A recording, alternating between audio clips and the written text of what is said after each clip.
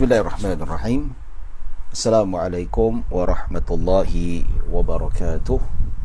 Alhamdulillahi nahmaduhu wa nasta'inuhu wa nastahdihi wa nastaghfiruh wa na'udzu billahi min shururi anfusina wa min sayyiati a'malina. Man yahdihillahu fala mudilla lahu wa man yudlil fala hadiya lahu. Asyhadu an la ilaha illallah wahdahu la syarika lahu wa ashhadu anna sayyidana Muhammadan abduhu wa rasuluh. Allahumma salli wa sallim wa zid wa barik ala sayyidina Muhammad abdika wa rasulika an-nabiyyil ummi wa ala alihi wa sahbihi ajma'in. Subhanaka la ilma lana illa ma 'allamtana innaka antal alimul hakim. Rabbi shrah li sadri wa yassir li amri wahlul 'uqdatan min lisani yafqahu qawli. Amma ba'd. Alhamdulillah, thumma alhamdulillah, bersyukur pada Allah Subhanahu wa taala atas nikmat serta limpahan kurniaan yang dikurniakan oleh Allah Subhanahu wa taala. Pada malam ini alhamdulillah kita dapat berkumpul dan kita dapat berhimpun sama-sama untuk kita duduk dalam majlis ilmu yang penuh rahmah dan barakah, yang mana kita sambung siri yang ke-6 Fiqh Munakahat daripada kitab Fiqh Al-Manhaji, iaitu yang dikarang oleh 3 orang ilmuwan fuqaha antara daripada negara Syria yang bermazhab Syafi'i, dan begitu juga mazhab yang lain juga. Maka kitab ini sangat-sangat barakah dan sangat-sangat hebat dan menjadi rujukan seluruh umat manusia, terutama mereka yang bermazhab Syafi'i itu sendiri. Jadi insya-Allah kita akan bersambung pada malam ini, dan saya mohon maaf sebab tidak dapat untuk menjalankan pengajian siri ke-6 yang sepatutnya berlaku semalam, tapi sebab ada emergency yang tak dapat saya elakkan, maka terpaksa ditangguhkan pada malam ini, ya.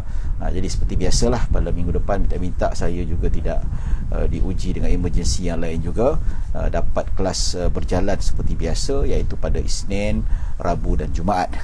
Baik, tuan-tuan dan puan-puan dirahmati Allah Subhanahu wa taala, kita bincangkan bab poligami, yang mana kita sudah bincangkan beberapa hukum berkaitan dengan hukum berkaitan dengan poligami, iaitu pertama hukumnya sunat, iaitu atas dasar keperluan. Atas dasar keperluan maksudnya katakanlah lelaki itu mempunyai nafsu yang kuat, mungkin seorang isteri tak dapat melayan kehendak isterinya, maka disunatkan dia, daripada dia berzina, maka disunatkan untuk berpoligami, untuk menunaikan tuntutan hawa nafsunya. Kita katakan, kata orang ni, ada orang kemampuan dan keupayaan nafsu ni berbeza-beza, ya.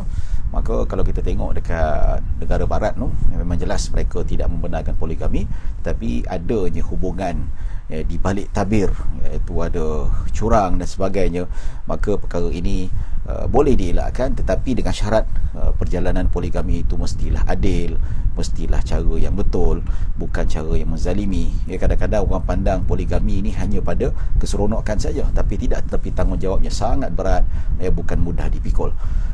Mana-mana kalau kita lihat lelaki Muslim yang gagal dalam perkahwinan, terutamanya poligami, itu bukan adalah satu lambang kebenaran Islam ataupun melambangkan jati diri Islam, tapi itu adalah perkara yang dipotret oleh manusia yang merosakkan nama Islam itu sendiri.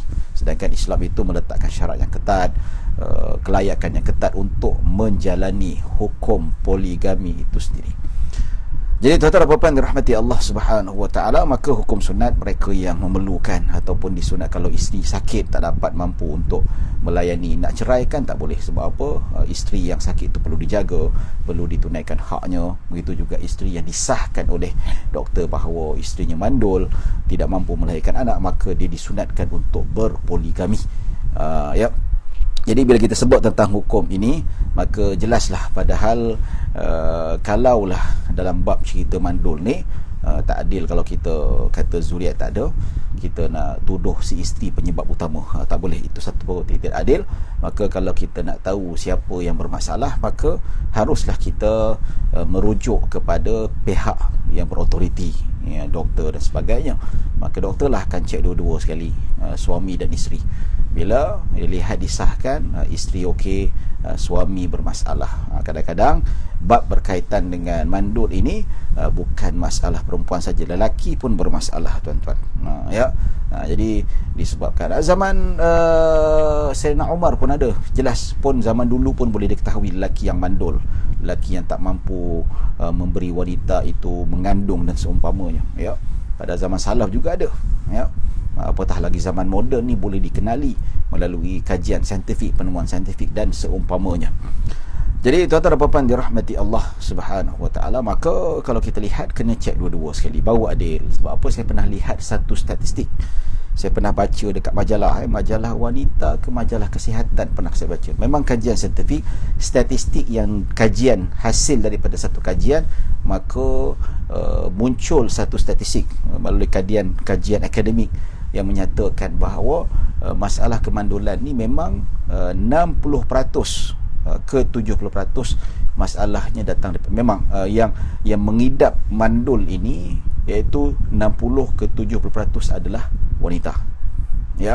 Manakala 30 ke 40% yang mengidap penyakit mandul juga adalah suami, lelaki. Maka bila ada masalah kelahiran ataupun tidak dapat anak dalam tempoh beberapa tahun, maka dua-dua kena cek sekali. So kalau salah seorang bermasalah, insya-Allah ada ubatnya. Ada ubatnya, tuan-tuan dan puan-puan dirahmati Allah Subhanahu Wa Taala. Jadi tuan-tuan dan puan-puan dirahmati Allah Subhanahu Wa Taala, maka di sini kalau kita lihat hukumnya sunat, ada hukumnya makruh. Makruh maksudnya sekadar untuk hiburan. Hiburan tu untuk suka-suka. Hiburan untuk bersuka-suka, maka ia tidak dibenarkan. Tapi hukum sunat kalau dia memang seronokkan perempuan tu, dalam masa yang sama dia nak tanggung perempuan dan anak-anaknya. Contoh nak kahwin dengan janda kan, cantik juga janda ni, aku nak kahwin dengan janda ni. Dalam masa yang sama kesian, kerja tak ada, suami meninggal dunia ataupun kena tinggalkan suami, kahwin nak jaga anak-anak. Itu hukum sunat. Tapi sekadar berpoya-poya macam kebanyakan yang menikah dekat Thailand ni, tuan-tuan. Bukan semua, ramai di kalangan Thailand tak mampu tapi suka-suka syok bercinta, syok nak berkahwin, sedangkan kemampuan tak ada, tak fikirkan pasal tanggungjawab. Dan ramai di kalangan mereka yang berkahwin, lepas berkahwin bini pertama diabaikan. Ini jelas haram, hukumnya haram. Maksudnya sebelum dia nak berkahwin, dia tahu diri dia siapa. Ni disebabkan hukumnya makruh. Makruh orang macam ni berkahwin. Pasal apa? Dia tahu gaji berapa, isteri pendapatan rumah, sedangkan nak tanggung isteri 100% pun tak mampu. Ekonomi pun isteri bantu juga. Dia nak kahwin satu lagi. Bila dia berlakunya perkahwinan seperti ini, jelas maka dia akan melibatkan satu pihak yang akan teranaya, iaitu isteri pertama. Maka isteri kedua tu seronok makan gaji isteri yang isteri pertama tu lah, yang kadang-kadang bila tak cukup duit nak hidup bersama isteri kedua, datang muka tak malu minta isteri pertama duit. Ini satu perkara yang tak baik. Tapi kita tak nafikan ada poligami yang baik, poligami yang bagus, poligami yang tidak melibatkan salah guna dan seumpamanya. Jadi kalau orang yang mendaftar di bawah Jabatan Agama Islam Negeri untuk berkahwin poligami, kalau cukup syarat, insya-Allah tak ada masalah. What's the problem? There is no problem, tak ada masalah. Cuma sebab tak melepasi dekat standard yang ada dekat Jabatan Agama, contoh dekat Selangor, maka ramai yang berkahwin lari dekat Thailand sana. Baik, tuan-tuan dan puan-puan dirahmati Allah Subhanahu Wa Taala. Jadi nak kahwin tu gentleman lah. Gentleman, jangan sampai kita ni bawa lari anak orang, cakap baik-baik, pujuk baik-baik. Insya-Allah kalau kena dengan gayanya, kalau kita ni mampu, orang kita ni baik, ya insya-Allah takkan ditolak. Baik, tuan-tuan dan puan-puan dirahmati Allah Subhanahu Wa Taala. Dan boleh jadi haram.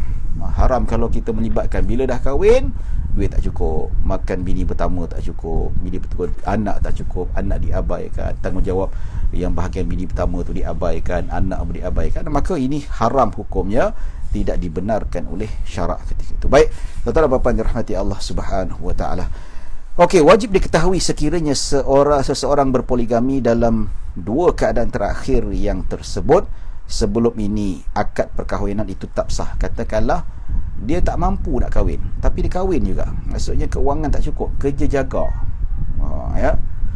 jadi dia kahwin juga, tak mampu nak tanggung. Haram orang macam ni berkahwin. Dia tidak mampu untuk berlaku adil, haram. Tapi nikah tak sah tak? Tak sah. Tapi dia bernikah dalam keadaan berdosa. Nikah dalam keadaan berdosa, ingat tu, dia tegur syarat. Dia ada orang kerja jaga je, kerja jaga, minta maaf cakap. Dan ada kerja kerani, gaji lebih kurang dalam 1,500 ke 2,000. Nampak? Dah kahwin, ada anak,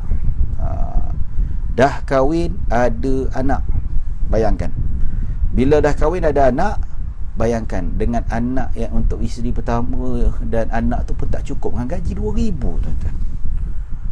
Kecuali kalau memang duduk kampung nak kerja jaga apa. Jaga ni biasa duduk bandar lah, kerja kilang, jaga apa dan sebagainya.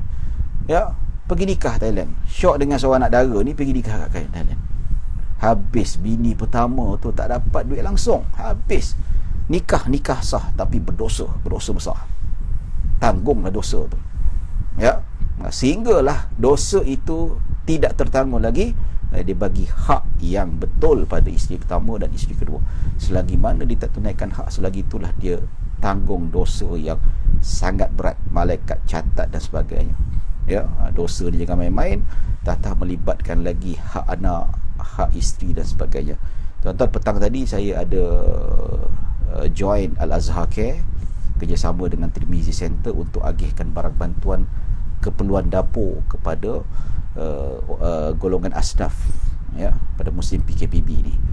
Ada saya jumpa beberapa ibu tunggal yang memang ditinggalkan oleh suami dia, tak bertanggungjawab.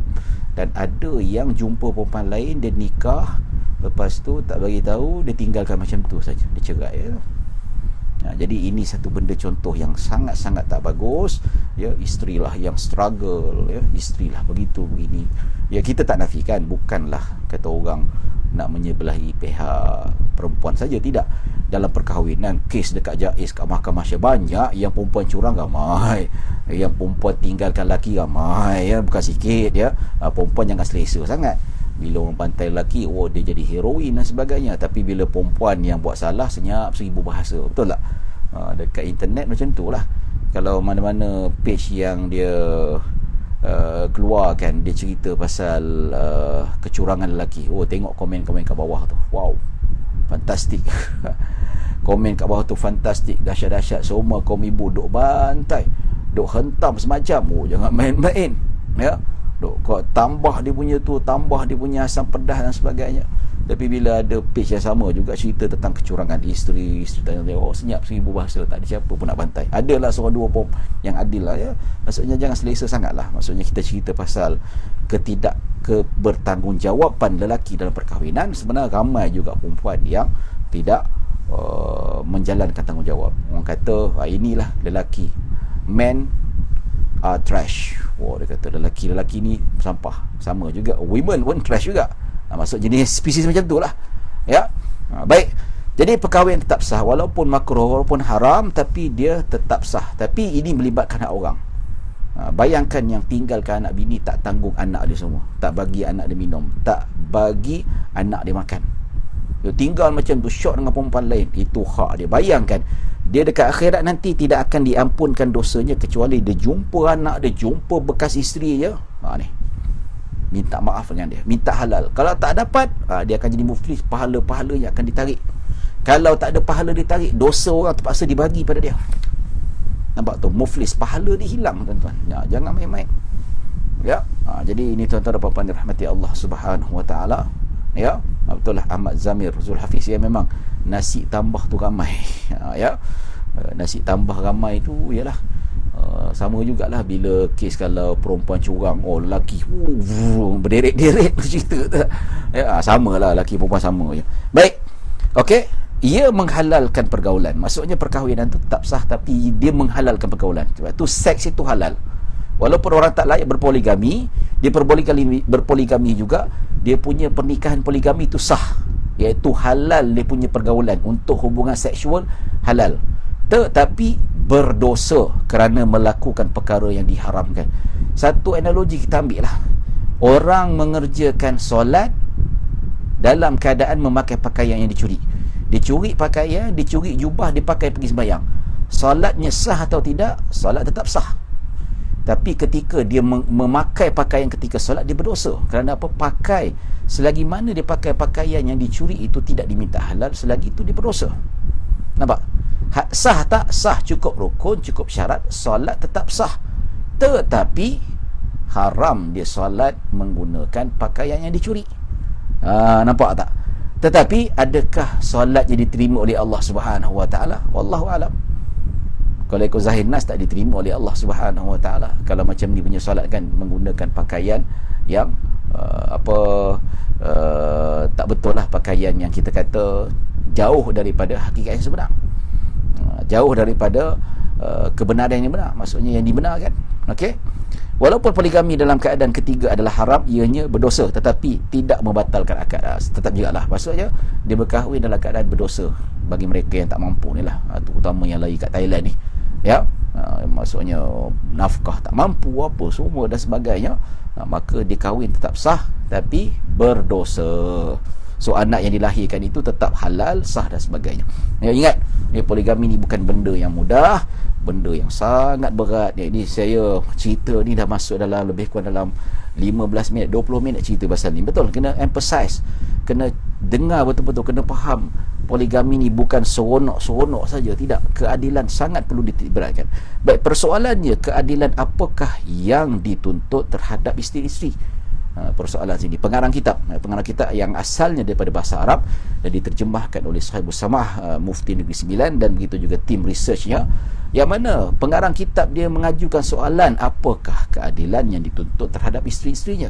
Bila cerita tentang keadilan dalam urusan poligami, ini yang lelaki fail, ini yang majority fail. Nampak tu, ya, majority fail pasal ni, yang tak layak sebab disebabkan keadilan tidak mampu. Ini dia, ya. Apakah keadilan yang dituntut? Baik, keadilan yang diwajibkan kepada lelaki yang berpoligami ialah keadilan persamaan nafkah. Tu dia. Maksudnya makan minum isterinya kena sama. Isteri pertama makan minumnya sebulan lebih kurang dalam RM600 ke RM700. Bini kedua pun sama juga. Ya. Tapi ustaz, tak sama. Bini kedua tak ada anak lagi. Bini pertama ada 5 anak. So macam mana boleh sama, kena lebih? Dengar dulu, ya. Itu untuk makan isteri sahaja, 700. Nampak? Ya. Anak lain, anak kena bagi juga seorang 700. So 7 kali 6 dah berapa? Ya, 7 kali 6 lebih kurang 42, 4,200 kena bagi kat bini pertama. Maksudnya dia uruskan untuk makan minum dia siang malam, ya, untuk anak-anaknya selama sebulan, dan 700 diberikan kepada isteri kedua. That's fair. So dia pincang, apa ni bang, bagi dekat belah bini sana 4,200 ya, yang saya bagi 700. Tak adil ni. Come on lah, bini pertama ada 5 orang anak. Nampak tak? Yang kau ni seorang saja, ya, benih pun tak ada lagi, mengandung pun tak ada. Nanti bila kau dah anak, aku bagi kau 1,400. Macam tu. Itu dari segi sudut nafkah. Ini Allahu Akbar, ya. Kadang-kadang bila kita tengok tu, dia kata, alah tak apa, isteri kedua saya redha, tak apa, tak bagi nafkah pun tak apa. Okay, fine. Tapi kebanyakannya bila dah berkahwin, bini pertama dia lupa kan, tanpa minta keredaan dan sebagainya. Ya, kadang-kadang bila kita sebut, sebab itulah Jabatan Agama di interview dulu, dia kata, ya, macam mana kalau sekarang ni pendapatan macam mana suami kamu? Pendapatannya kami kongsi-kongsi lah Tuan Haji, dia kata dekat jabatan kan. Dia kata Tuan Haji, maksudnya sama-sama lah, dia bayar rumah, saya bayar kereta, saya bayar api, saya bayar air, dia bayar api, macam tu lah. Anak kami ada 4 orang, 2 bayar sekolah, 2 saya bayar, macam tu, ya. Tapi sekarang poligami ni macam mana? Okey, kalau nak poligami, saya nak tuntut semua dia bayar. Nampak tu? So dia kena tuntut kan. So bila interview lelaki pula, okey, sekarang bila kamu, ya, memang sebab perkahwinan poligami ni memang tak minta izin isteri. Jabatan Agama Islam pun tak pernah pun minta izin isteri, tidak. Cuma dia tanya kelayakan, ya. Takkan bila si isteri kata, okey macam tu, sebelum ni semua kongsi-kongsi belaka. Tapi sekarang bila suami saya nak poligami, saya nak tuntut semua rumah dia bayar, api dia bayar, air dia bayar, anak semua dia bayar, kalau dia nak poligami. So takkan pejabat agama nak halang, dah itu hak dia. Nampak? Jadi ini yang fail ni tuan-tuan. Ini yang fail, itu yang lari dekat Thailand. So bayangkan berapa ramai yang tak layak untuk poligami, tetapi mereka lari dekat Thailand. Nampak? Jadi inilah satu benda yang saya rasa pihak dekat Thailand ni dia kena tanggungjawab lah. Maksudnya dia orang pun memang ada autoriti untuk menikahkan, walaupun nikah tetap sah, tapi banyak yang menyebabkan isu-isu yang berkaitan dengan perkara ini, penganiayaan, salah guna, akibat salah guna poligami ini. Nampak? Ya. Jadi bila dah isteri tuntut semua sekali, hak dia yang asal sebelum ni kongsi atas redha dia, lepas dia tahu suami nak poligami, dia letak syarat, dia nak semua tanggung hal tu. Nampak tu? Ya. Tapi ada juga suami yang bijak. Ada, betul. Ada suami yang bijak. Ya, ini kes kat mahkamah. Sambil tu saya nak cerita jugalah. Ada suami yang bijak, dia kata. Ya, so dia kata dia bincang dengan jabat agama, interview isteri dia. Okey, dia kongsi-kongsi lah, bayar rumah kongsi, bayar apa kongsi. Dan bila tahu suami nak poligami, dia kata, Tuan Haji, ya, qadhi, saya nak tuntut semua bayaran, maksudnya kalau dia poligami, semua rumah dia bayar, itu dibayar. Ya. Jadi bila dah dapat benda tu, dia bawa pula dekat lelaki tu pula. Okey, sekarang awak nak poligami, okey, tengok gaji awak macam mana, okey, boleh tak mampu untuk bayar semua? Tapi qadhi, kan sebelum ni kami bayar kongsi. Tak, dia tahu sebab awak nak poligami, dia nak tuntut hak dia. Sebelum ni tak pernah, dia tak berkira. Ya, sebab awak nak poligami, dia nak tuntut hak dia semua. Itu hak dia. Okey, tak apalah, saya bayar semua. Tetapi saya nak poligami dan saya berjanji rumah saya bayar, kereta saya bayar, anak semua saya bayar. Dia satu sen pun tak keluar. Tapi saya nak dia berhenti kerja. Bijak suami dia. Lepas tu dia kata, mana boleh, kata. Sebab apa? Dulu saya bagi awak kerja, bina career, sebab nak bantu ekonomi rumah tangga. So sekarang awak tak nak mahu membantu rumah tangga, tak apalah. Ya, kalau awak ada tuntut hak awak, saya pun tuntut hak saya. Maka okey, boleh saya tanggung semua bayaran, tapi dengan syarat awak berhenti kerja. Jadi suri rumah sepenuh masa. That's why. So bila once suami cakap macam tu, wajib isteri taat. Seriously. Nampak? Ya, sebab apa? Bila sebut tentang hak isteri, dia betul disebutkan dalam kitab, iaitu tempat tinggal, nafkah, pergaulan baik. Nampak tu? Tempat tinggal, makan, minum, pakaian, memang itu tanggungjawab si suami. Betul? Ya? Tapi hak memberi kerja atau hak macam rezeki, itu adalah hak suami. Nampak? Seperti mana perempuan boleh tuntut hak dia untuk nafkah, keadilan dan sebagainya, suami juga ada hak untuk menuntut isteri untuk memberhenti kerja, jadi suri rumah sepenuh masa. Betul, serius ni. Bukalah mana-mana fatwa. Ya, bila dah kerja memang pangkat besar lah CEO, kalau suami suruh berhenti kerja. Tapi sekarang ni tak adalah yang suami macam tu kan.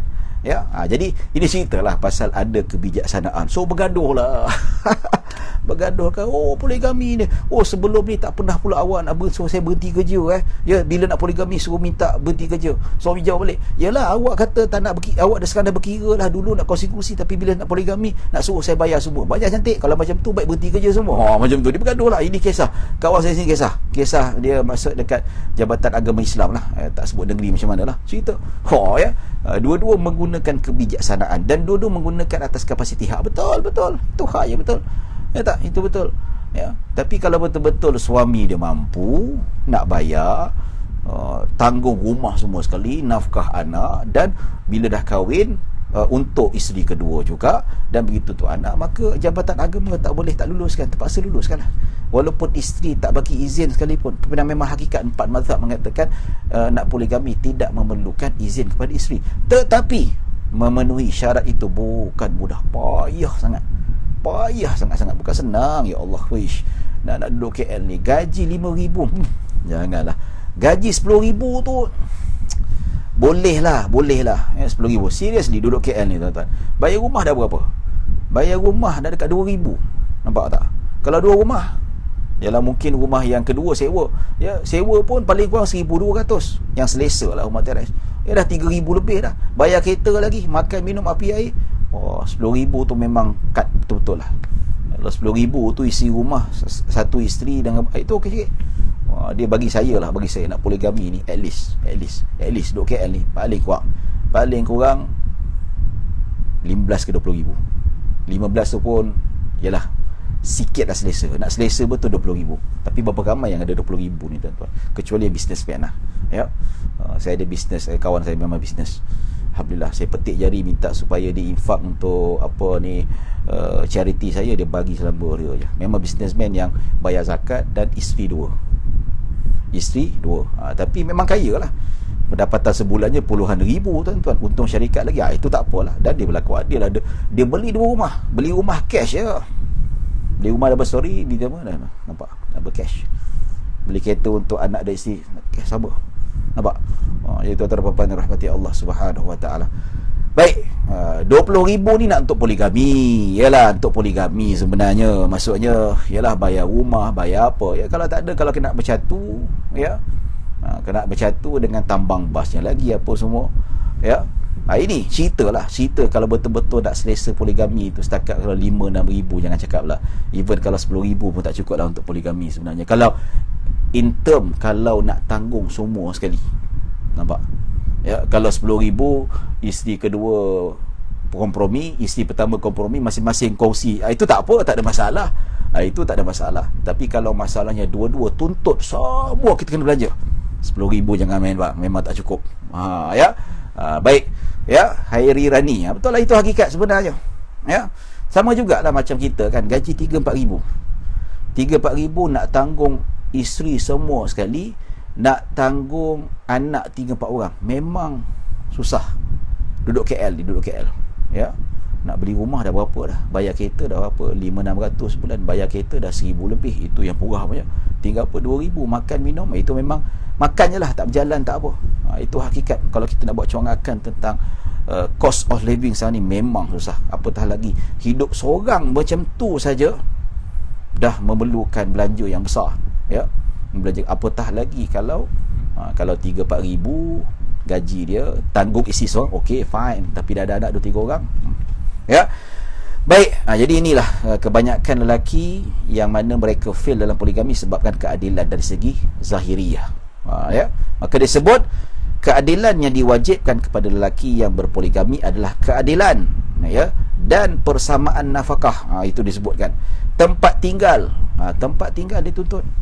Awak kahwin dengan saya, awak kena duduk dengan madu awak. Tak nak duduk pisah, tak kena pisahkan. Ya, sebab apa? Islam tidak membenarkan permusuhan. Islam tidak membenarkan hati tersakiti dengan pergaduhan dan sebagainya. Maka dia hak untuk sediakan rumah. Dalilnya apa? Nabi SAW tidak pernah menyatukan isteri bagi dengan satu rumah. Nabi sediakan 9, 10 rumah Nabi sediakan, walaupun kecil. Nampak tak? Walaupun kecil, untuk keperluan Nabi sediakan rumah Sayyidah Aisyah paling dekat sekali, Ummu Habibah, Juwairiyah dan sebagainya, Ummu Salamah, Nabi sediakan. Nampak tu? Nabi mampu lah. Nabi mampu dari segi sudut, tuan-tuan. Dan giliran malam, ya, giliran malam. Irfan kata, orang kata nak poligami tak perlu minta izin, perlu minta maaf je. Iyalah tu. Irfan ni dah kahwin satu pun belum lagi. Ya, bila nak kahwin Irfan? Kahwin dulu. Ya tak? Yalah, kata orang buat dulu, lepas tu baru minta maaf. Ya, nak buat tu boleh, tapi tepuk dada tanya iman, mampu ke tak mampu. Ya, ada kawan saya ni ustaz juga, dia ada restoran besar, restoran dia ada perniagaan bisnes umrah, ada macam-macam bisnes lagi, ada bisnes tadika, ada 3-4 je bisnes. Pakai Mercedes yang memang warna merah tu, cantik sungguh. Dia memang perniagaan, memang kaya. Nak poligami, nak kahwin satu lagi, nak bantu dia urusan perniagaan. So bini pertama pun okey, semua cukup. Kan? Itu cerita lah, tak perlu sebut nama dia siapa. Ya, baik, giliran bermalam, itu penting. Ya, mentang-mentang isteri pertama tu muda bergetah, bini kedua tu dah mula start tua, lebih malam kat sana pula, tak boleh, kena adil. Ya, kena adil, sana 3 malam, sini 3 malam. Kalau sana 4 malam, sini 4 malam. Betul tak? Dia kena kira. Ya, ada orang di poligami dia buat jadual macam ni, jadual macam ni. Jadual mingguan macam mana? Takkanlah hujung minggu kat bini pertama je atau bini kedua. Okey, minggu ni hujung pertama dengan ni, minggu depan hujung minggu dengan bini kedua. Buat jadual pembahagian. Itu maksudnya kena ikut jadual tu. Dia, dan jadual itu berubah kalau akad ikut hajat dan darurat. Katakanlah malam ni patut dengan bini pertama, tetapi disebabkan bini kedua sakit, kena ada teman, itu tak apa. Itu tak apa, tak minta izin pun tak apa. Ya, kecuali kalau memang malam ni pada bini pertama, ya, tapi dia minta izin nak bersama dengan bini kedua. Dia minta izin tak? Dia wajib minta izin kalau tanpa darurat, tanpa hajat. Ya. Baik, jadi dalam hal ini sehingga kan Nabi SAW sendiri pernah nak pergi ke rumah siapa? Rumah salah seorang isteri Nabi yang lain. Patut malam tu dengan Sayyidah Aisyah, tapi Nabi kata patut malam ni memang dengan kau, tapi aku minta izin malam ni aku nak bersama dengan madu kamu. Siapa nama isteri Nabi? Zainab tak silap. Ya, ada hal lah Nabi ada hal nak bincang. Maka Sayyidah Aisyah kata tak boleh, kau kena duduk dengan aku, wahai Rasulullah. Maka Nabi pun tak pergilah. Ini menunjukkan kalau kita nak ambil hak isteri kita yang dah dijanjikan, maka wajib minta izin. Tapi kalau disebabkan darurat, ya, kalau katakanlah anak bini kedua sakit, kita kena berada kat sana, maka tak perlu minta kat izin dia, kena pergi saja. Bagus minta izin lah, adat namanya. Ya, ya, pergaulan yang baik maksudnya tak boleh kata-kata kasar, kata-kata nista dan seumpamanya, mesti perkara baik. Dalam bab nanti kita akan belajar tentang bagaimana kita nak nyatakan isteri tu boleh menjadi seseorang yang nusyus.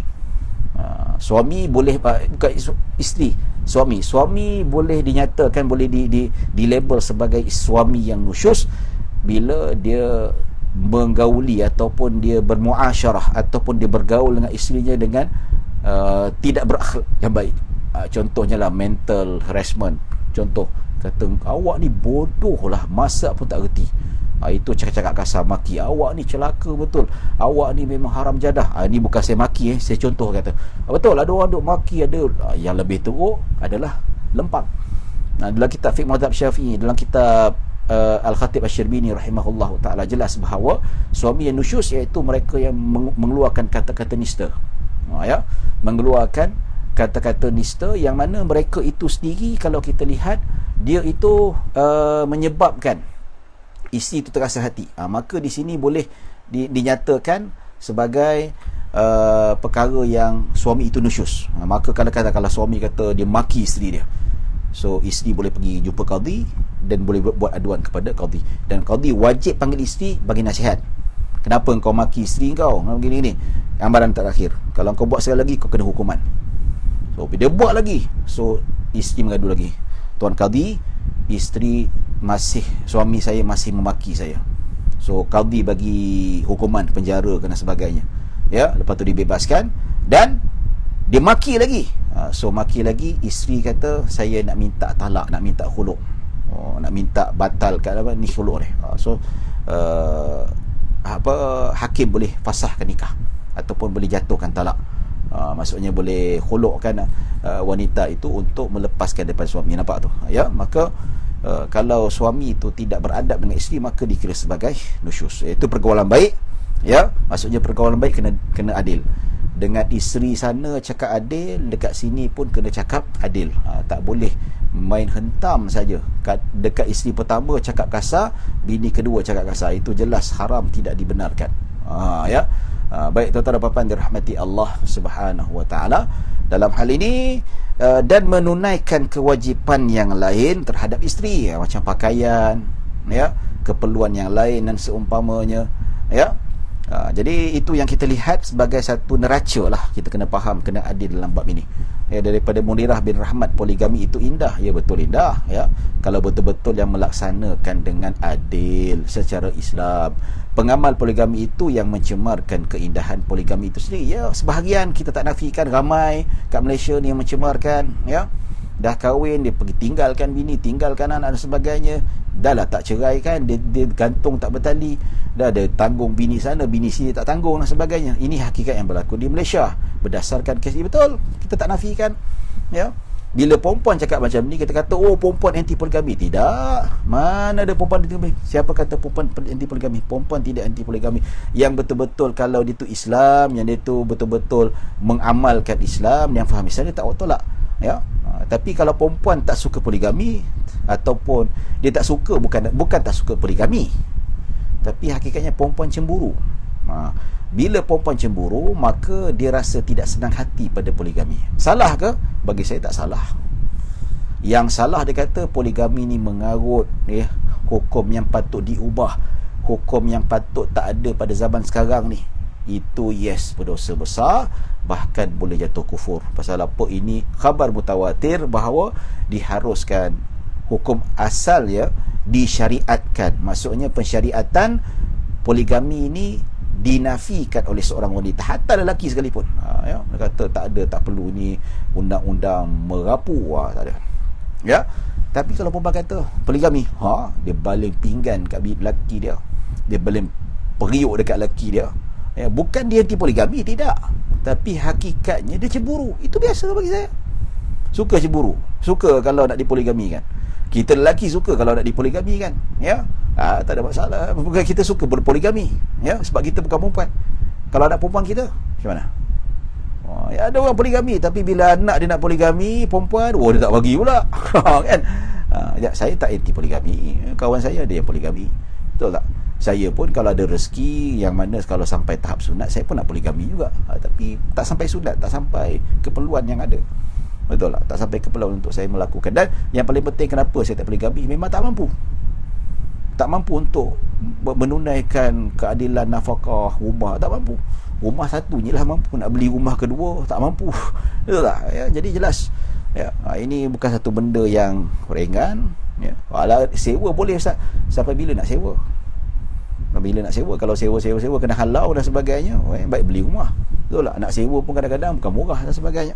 Ya, jadi tuan-tuan dirahmati Allah Subhanahu wa taala, maka itulah yang kita kata keadilan penting. Maksudnya jangan sampai kita merosakkan nama Islam itu atas perbuatan dan kelalaian umat Islam itu sendiri.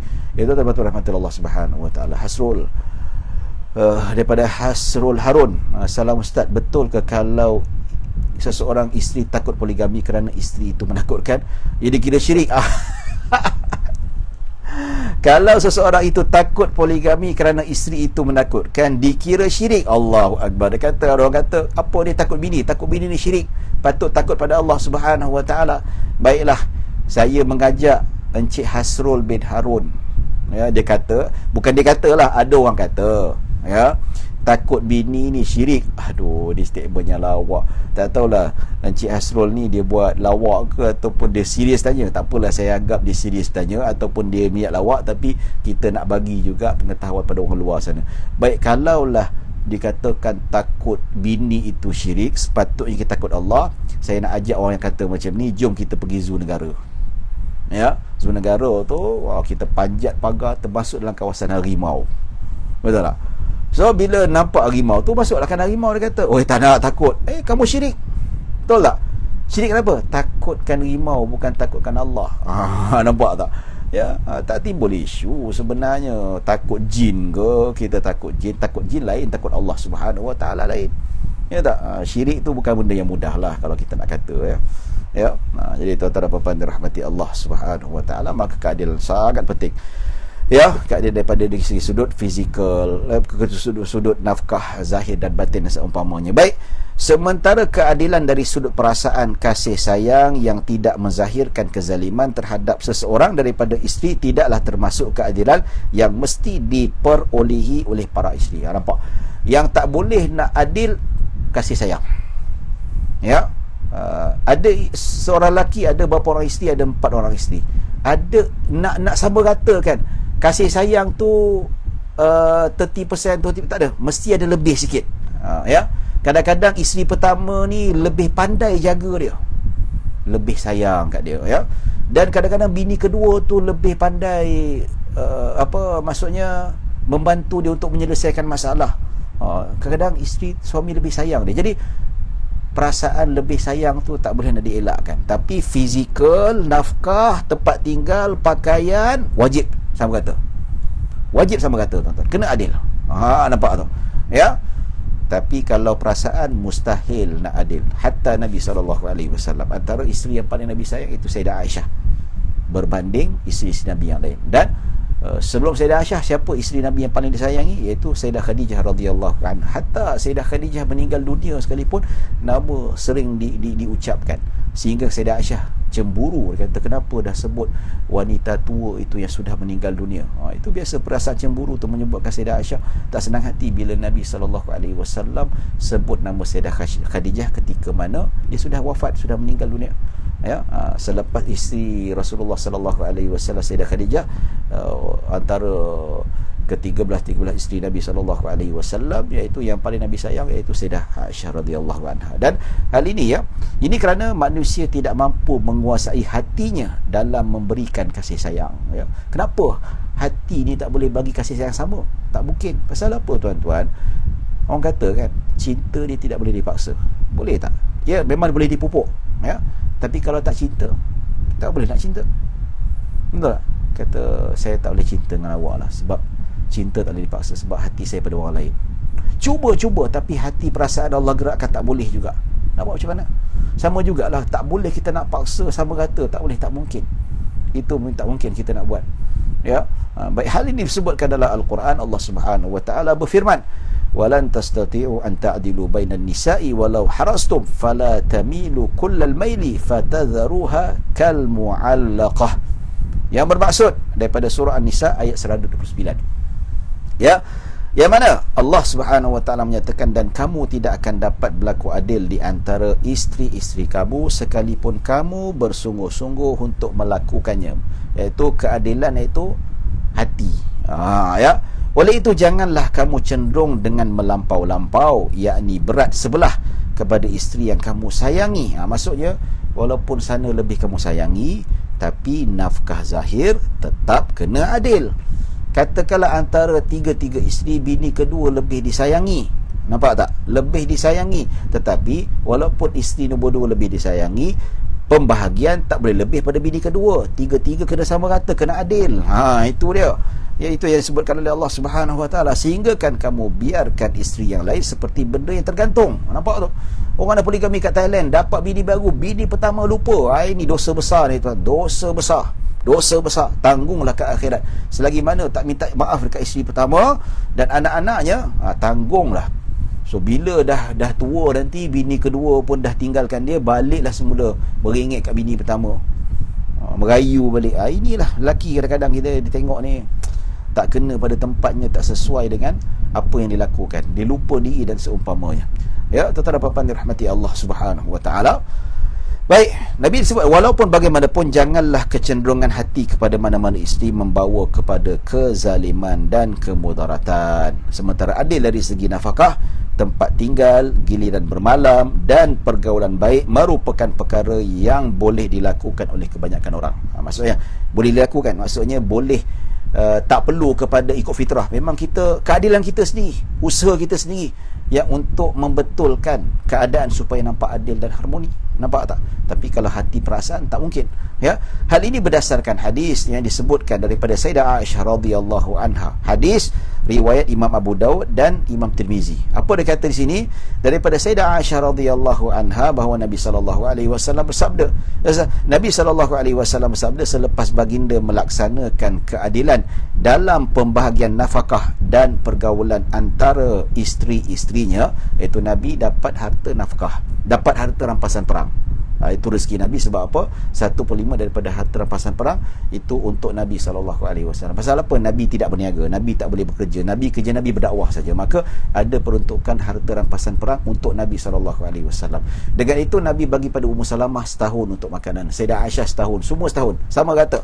Ya, berapa dirham, berapa apa semua tu dikira lah. Selama 360 hari cukup untuk setahun. Nabi bagi sama rata, adil, tak ada berkurangan sedikit pun.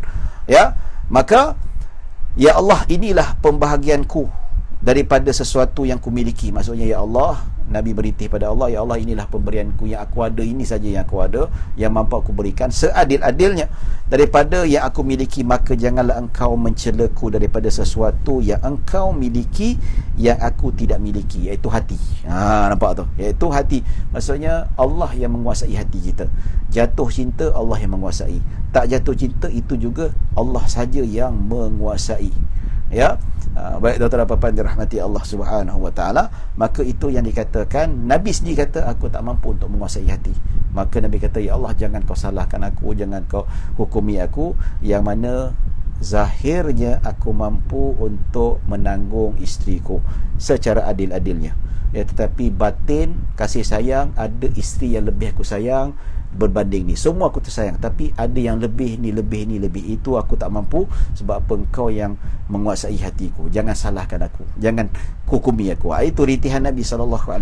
Ini bukti menunjukkan bahawa Nabi sendiri pun dari segi sudut kecenderungan hati, Nabi tidak boleh berlaku adil. Itu kuasa Allah. Tapi zahir, tempat tinggal, makan, adil seadil-adilnya. Sehingga kan Nabi nak pergi bawa isteri Nabi pergi bermusafir pun ikut giliran, ikut undian dan sebagainya. Nampak? Ya, baik tuan-tuan dan puan-puan, jika isteri pertama tak mampu melayan, ya, dari segi batin, harus ke suami menikah. Ya, kalaulah isteri tu sakit, tak mampu untuk layan, sakit tak mampu untuk melayan kehendak batin isteri suami. Sebab apa? Melayani kehendak batin suami adalah tanggungjawab isteri, lebih tinggi daripada tanggungjawab memasak dan mengemas rumah. Serius ni, wanita kena dengar, tanggungjawab suami melayani kehendak nafkah batin isteri, sepakat para ulama, itu adalah tanggungjawab si isteri. Sebab itu dalam hadis, kalau tanpa keuzuran syar'i isteri menolak kehendak batin suami, maka malam tu, sepanjang malam dia akan dilaknat oleh malaikat. Nampak? Tapi kalau ditolak pasal apa? Terlalu penat sangat bekerja, tak lagak sangatlah kemas barang, terlalu penat. Ataupun dia terpaksa tolak disebabkan sakit, tak sihat, itu tak apa, tak ada masalah. Ya, suami pun kena bertimbang rasa. Ya. Dan kalau ditolak sebab haid, itu wajib tolak, tak boleh. Maka di situ tuan-tuan dan puan-puan dirahmati Allah Subhanahu wa taala, maka kalau wanita yang tak mampu untuk menanggung kehendak batin si suami, maka terserah pada suami. Ada suami kata, tak apalah, awak tak mampu nak layan, sayang saya pada awak, pada saya pada awak, tak apalah, saya boleh kekang nafsu ni. Tak tahulah macam mana dia kekang, Allahu alam kan. Ya, kekang. Tapi kalau dia kata, tak bolehlah, terpaksa saya kahwin, sebab kalau tidak, mana saya nak melempiaskan fitrah saya ni, maka dia dalam hal ni, kembali pada hal ni, dia disunatkan berkahwin. Dia disunatkan berkahwin. Dan ulama mengatakan kalau sampai tahap dia boleh berzina, maka dia wajib berkahwin satu lagi. Tapi kalau setakat tak sampai berzina, tapi terpaksa dia memendam hati dan perasaan, ya, tak dapat untuk menunaikan kehendak fitrahnya, maka dia biar macam tu saja, hati meronta-ronta, tak berkahwin. Ini hukumnya disunatkan poligami. Kalau tak poligami, hukumnya makruh. Maksudnya kalau dia tinggalkan poligami, hukumnya makruh. Ya, sama juga kalau si suami yang tidak melayan kehendak batin isteri dia, dia poligami, tak boleh. Kalau katakanlah suami dia mati pucuk, tak mampu, dia boleh minta fasakh, dia boleh minta boleh minta cerai, jatuhkan talak, supaya hakim jatuhkan. Itu hak dia. Ya, maksudnya dia boleh minta supaya memfasahkan nikah. Sebab suaminya itu adalah seorang yang mati pucuk dan seumpamanya. Jadi hal ini tuan-tuan dan puan-puan dirahmati Allah Subhanahu Wa Taala, jelas kalau kita lihat ia merupakan satu perkara yang perlu kita fahamlah. Perkahwinan, hatta bukan poligami tapi monogami pun satu perkara yang perlu kita lihat. Perlu kita lihat dan perlu kita faham, yang mana memenuhi kehendak seksual ni lebih besar daripada tanggungjawab menjaga rumah. Menjaga rumah, memasak ni ulama berselisih pendapat. Ada kata wajib, ada kata tak wajib. Ada kata itu ihsan isteri, tapi menjaga hak batin si suami ni ijma' ulama. Ijma' ulama itu memang tanggungjawab isteri. Kalau tak ada keuzuran, dia tak memenuhi kehendak suami dia, maka hukumnya dia adalah berdosa besar, akan dilaknat oleh malaikat itu sendiri. Macam mana nak harmonikan riwayat kata dapur Nabi tak berasap dan riwayat Nabi beri makan setahun? Ada sometimes Nabi makan cukup, ada sometimes kadang-kadang makan tak cukup. Macam kita lah, kita hidup dalam, saya dah berkahwin lebih kurang dalam berbelas tahun. Adakah belas tahun tu semua mewah? Ada juga hari yang memang kita tak baik. Ada hari yang kita cukup makan. Ada hari yang kita terpaksa jatuh. Saya pernah masa duduk kat England dulu tu, duit tak ada. Duit beasiswa lambat masuk. Saya pergi kerja cleaner. Dalam 7 km saya berjalan kaki. Nak bayar tambang pun tak ada. Pergi balik. Beberapa hari, hampir seminggu, saya nak bayar tambang bas tu 2 pound sterling. 2 pound sterling. Tapi gaji dapat banyak lah. Pernah beberapa hari saya berjalan kaki pergi kerja. Sebab apa? Nak jimat duit untuk makan kat rumah. Nampak? So kadang-kadang bila kita rasa hidup sebagai rumah tangga ni, tak hari-hari kita mewah. Ada sometimes kita memang terdesak. Macam juga Nabi SAW, ada yang kadang-kadang Nabi cukup makan dan ada kadang-kadang Nabi tak cukup makan. Itu biasalah tuan-tuan. Tak berzina ni, tak berzina yang betul lah. Ya betul lah. Maksudnya bukan setakat buat perkara. Sampai kalau dia beronani sekalipun, sampai tahap isterinya tak mampu untuk menunaikan hak dia sebab sakit, apa dia buat? Dia beronani. Itu dah sampai kena poligami lah. Sebab apa? Memang poligami, beronani ni haram, berdosa, tak boleh. Tak boleh kita nak tempiaskan. Saya ni orang muda, tak ada isteri, kahwin. Nak elakkan orang kena kahwin. Kalau beronani, kena puasa. Puasa tu dapat meringankan atau menundukkan hawa nafsu tu. Nampak? Jadi kalau sampai bermasturbasi, beronani dan sama juga, maka hukumnya seolah-olah dia macam sudah menghampiri zina. Walaupun tidak hukum berzina, tetapi sudah menghampiri zina. Pasal apa? Disebabkan isteri tak mampu untuk melayani kehendak suaminya, maka dia itu dianggap sebagai orang yang boleh melakukan dosa. So maka dia dikirakan disunatkan berpoligami. Disunatkan berpoligami. Tapi kalau dah sampai dia boleh cari pelacur dan sebagainya, wajib ditinggalkan amalan terkutuk itu dan dia wajib berpoligami menurut sebahagian di kalangan para ulama. Kalau perempuan macam mana? Perempuan minta fasah, jumpa hakim. Hakim kena fasahkan, isteri suami saya memang tak mampu untuk bagi nafkah batin, dia mati pucuk. Hakim tak apa, sabar. Ada jenis hakim kata sabar, berubat dulu. Dah berubat 3-4 bulan dah, saya tak tahan, kata sabar. Ini hakim yang jenis apa? Hakim kena fasahkan, kena jatuhkan talak. Nampak? Maksudnya hak untuk nafkah batin ni bukan untuk si suami saja, isteri pun ada hak juga. Baik tuan-tuan dan puan-puan dirahmati Allah Subhanahu. Cuma ini cerita pasal hukum lah. Urusan mahkamah itu tanya ahli peguam lah. Peguam lebih tahu cara macam mana untuk mendasari hukum ini supaya kata orang tu mahkamah boleh jatuhkan. Itu prosedur mahkamah saya tak tahu sangat lah. Tak tahu sangat, itu kena tanya lawyer macam mana lah. Kalau suami mati pucuk ke ataupun macam mana ke, adakah kalau tak mampu pun, isteri tak mampu nak bagi nafkah zahir, bolehkah juga poligami? Itu urusan pejabat agama, itu sebagai urusan yang berkaitan dengan teknikal, itu kena rujuk mahkamah dan begitu juga kena rujuk Jabatan Agama Islam. Wallahu a'lam. Baik, tuan-tuan dan puan-puan dirahmati Allah Subhanahu Wa Taala, cukup sejam pada hari ini. InsyaAllah kita akan bertemu pada Isnin. Besok Ahad, Isnin kita akan jumpa untuk siri yang ke-7. Ya, kita akan sambung lagi bab poligami dan kita akan masuk terus hukum hakam perkahwinan. Hakam perkahwinan nanti kita akan masuk rukun dan sebagainya. Ya, ada rezeki nanti kita akan masuk bab cerai, talak dan seumpamanya, insya-Allah pada bab-bab yang akan datang. Insya-Allah lepas ni kita mukadimah poligami ni panjang sikit, kita baca